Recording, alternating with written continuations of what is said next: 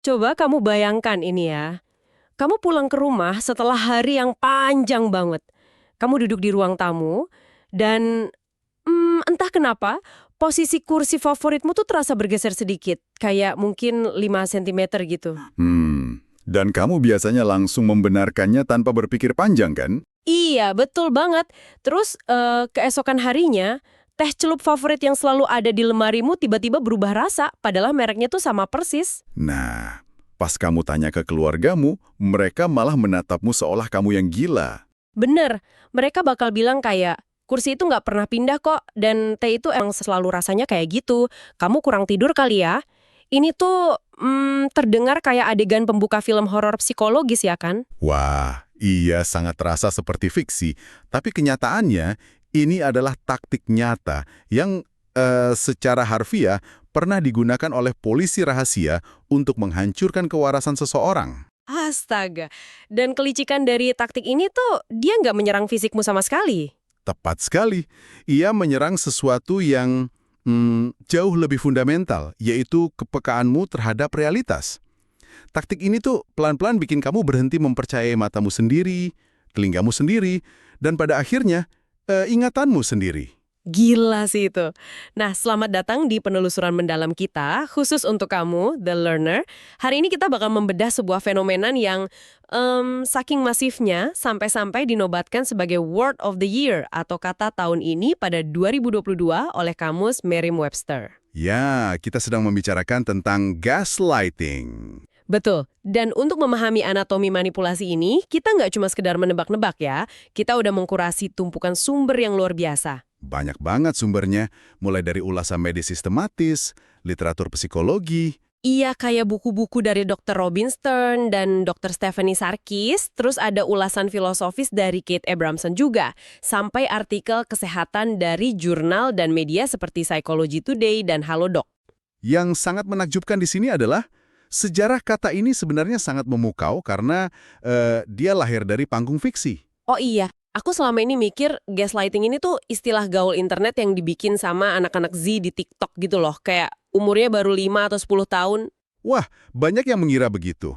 Tapi kenyataannya umurnya udah hampir 100 tahun. Istilah ini merujuk pada sebuah drama teater tahun 1938 karya Patrick Hamilton yang judulnya Gaslight. Wow, 1938? Iya, dan kemudian diadaptasi menjadi film layar lebar yang sangat ikonik pada tahun 1944. Plot cerita dari film ini memberikan cetak biru yang sangat sempurna tentang bagaimana manipulasi ini bekerja. Menarik banget, ceritanya tentang apa tuh? Ceritanya berpusat pada sepasang suami istri. Nah, sang suami ini diam-diam mencari perhiasan berharga milik bibi istrinya yang udah meninggal, yang disembunyikan di loteng rumah mereka. Oh, jadi dia emang punya motif tersembunyi yang sangat spesifik ya dari awal ya? Betul.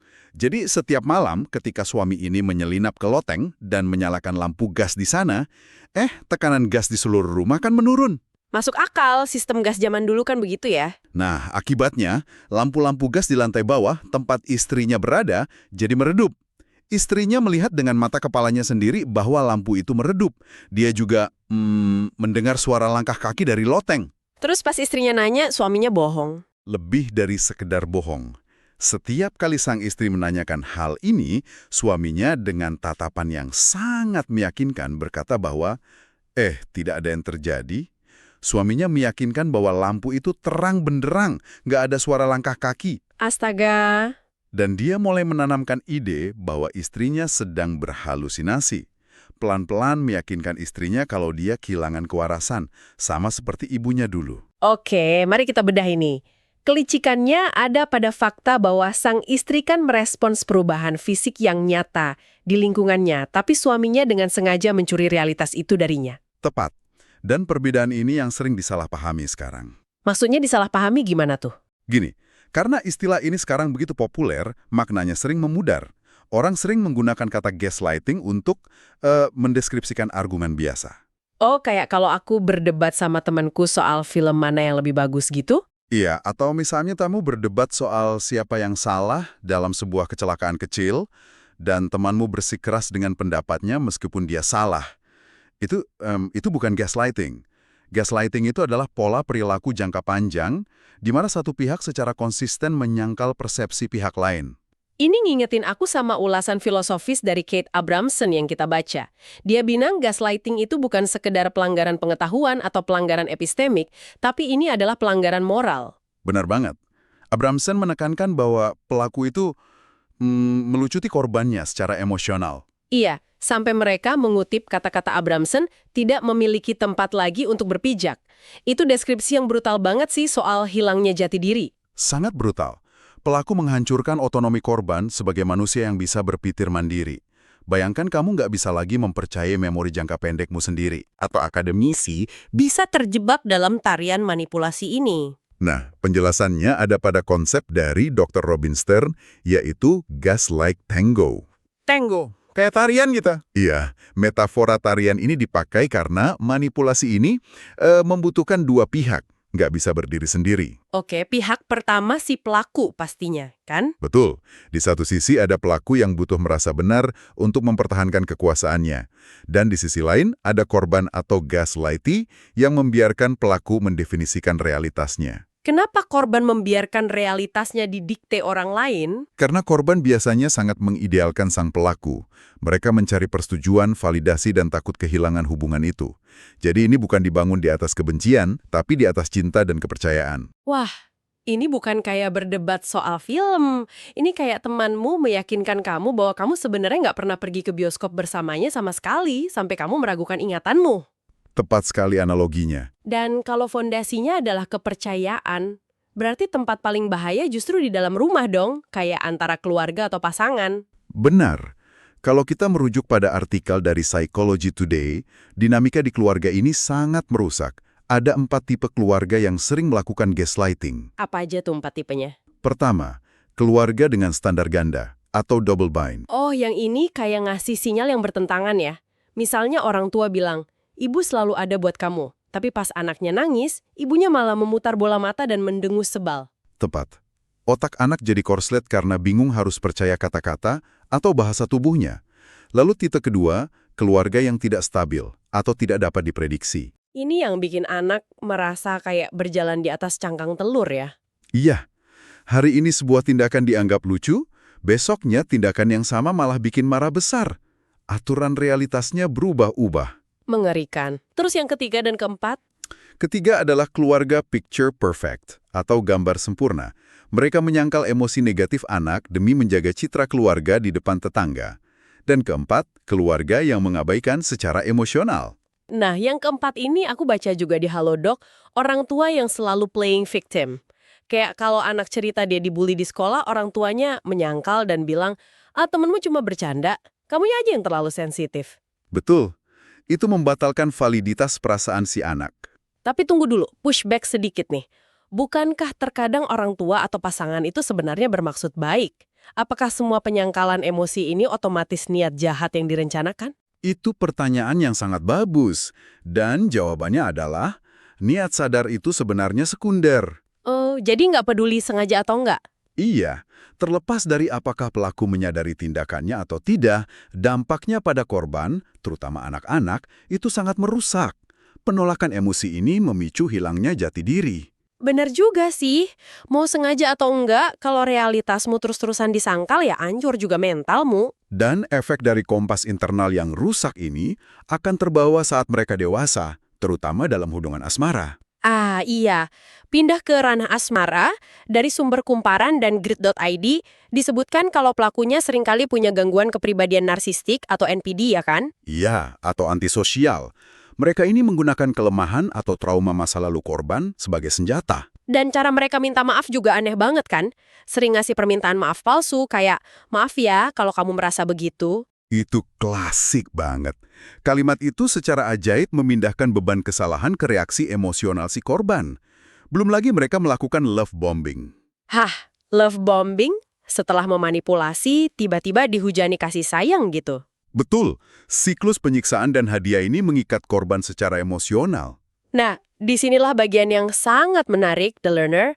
Gaslighting ternyata nggak cuma terjadi di balik pintu tertutup.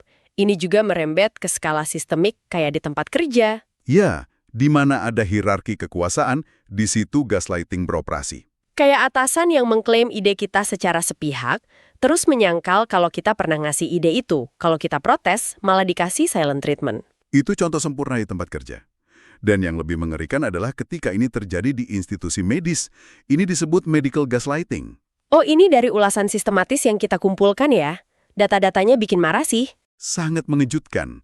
Secara historis, pasien wanita sering dianggap terlalu emosional atau psikosomatis oleh dokter. Psikosomatis itu maksudnya sakitnya dianggap cuma dari pikiran aja gitu. Ya, dianggap mengada-ada. Berdasarkan data spesifik dari sumber kita, butuh rata-rata 4,6 tahun dan kunjungan ke 5 dokter berbeda untuk seorang wanita bisa didiagnosis penyakit autoimun. 5 dokter selama hampir 5 tahun. Dan selama itu keluhannya diabaikan. Betul. Ada kisah nyata yang didokumentasikan dengan nama samaran Ana. Selama 5 tahun rasa sakit luar biasa di panggulnya dicap sebagai kecemasan belaka oleh para dokter. Astaga. Padahal kenyataannya apa? Akhirnya dia didiagnosis endometriosis stadium 3. Bayangkan kerusakan mentalnya. Dia sampai menderita serangan panik atau PTSD setiap kali harus ke dokter atau melihat jas putih. Karena institusi yang seharusnya menyembuhkan malah mencuci otaknya dan bikin dia ragu sama tubuhnya sendiri. Gila. Dan jika kita menghubungkan ini dengan gambaran yang lebih besar, taktik ini juga dipakai di ranah sosial dan politik. Maksudnya secara sistematis oleh negara gitu. Ya. Mari kita lihat pelaporan imparsial dari sejarah. Pada dekade 70-an dan 80-an, polisi rahasia Jerman Timur Stasi menggunakan teknik yang disebut Zersetzung. Oh, teknik dekomposisi atau pembusukan mental itu ya? Tepat. Mereka menggunakan teror psikologis untuk melumpuhkan musuh politik tanpa memenjarakan mereka. Jadi ini cerita soal kursi yang pindah tadi? Betul. Mereka menyusup ke rumah target, tapi nggak mencuri apa-apa. Mereka cuma mengubah hal-hal kecil. Memindahkan jam waker, mengganti handuk dengan warna yang sedikit berbeda, mengatur ulang bumbu dapur. Wah, itu jahat banget sih. Jadi pas targetnya cerita ke orang lain, malah dianggap paranoid ya? Iya, targetnya jadi terisolasi dan energinya habis untuk membuktikan kewarasannya sendiri, bukannya mengkritik negara. Di masa kini, politisi dari berbagai spektrum juga kadang pakai taktik penyangkalan fakta ini untuk menutupi kesalahan. Jadi intinya adalah tentang pelestarian kekuasaan ya. Entah itu atasan di kantor, dokter di ruang periksa, atau sistem negara, gaslighting digunakan untuk membungkam keluhan dari kelompok yang termarginalisasi. Kamu menangkap benang merahnya dengan sempurna. Kalau kerusakannya sefatal ini, gimana dong cara ngukur dampak mentalnya? Khususnya buat generasi yang lebih muda nih. Dr. Robin Stern memetakan dampak mental ini ke dalam 3 tahapan gaslight effect. Tahap pertama adalah ketidakpercayaan atau disbelief. Kayak masih kaget gitu ya. Masa sih dia ngomong gitu? Iya. Lalu masuk ke tahap kedua, yaitu pertahanan atau defense. Di sini, korban menghabiskan energi luar biasa untuk berargumen, mencoba membuktikan kebenaran. Kayak yang tadi ngumpulin screenshot chat buat bukti. Tepat. Dan tahap terakhir adalah depresi. Mengutip buku Linda Hill dan artikel RRI, gaslighting yang dibiarkan akan mengarah pada kecemasan, kelelahan emosional, hingga kompleks PTSD. Di artikel RRI itu juga ditekankan kalau generasi Z itu sangat rentan ya? Sangat rentan. Karena Gen Z kan sedang dalam fase pencarian identitas dan mereka sangat butuh validasi sosial dari sekitarnya. Masuk akal. Nah, pertanyaannya sekarang, gimana cara kita melawan dan memutuskan rantai tarian ini? Taktik pertama, dokumentasikan semuanya. Jurnal, catatan, semuanya. Dan yang paling penting, keluar dari perebutan kekuasaan atau power struggle. Maksudnya jangan berdebat soal siapa yang benar gitu?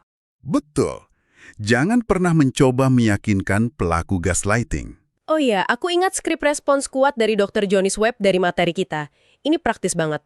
Kalau seseorang bilang ke kamu terlalu dramatis, kamu nggak perlu menjelasin panjang lebar. Ya, cukup dijawab bagaimana. Cukup jawab, memiliki perasaan manusiawi yang wajar bukanlah sebuah drama, titik. Sangat kuat. Terus kalau mereka bilang, itu nggak pernah terjadi, kamu tinggal jawab, itu terjadi pada saya, jadi itu penting. Udah, tinggalin aja, nggak usah nunggu mereka setuju. Tepat sekali.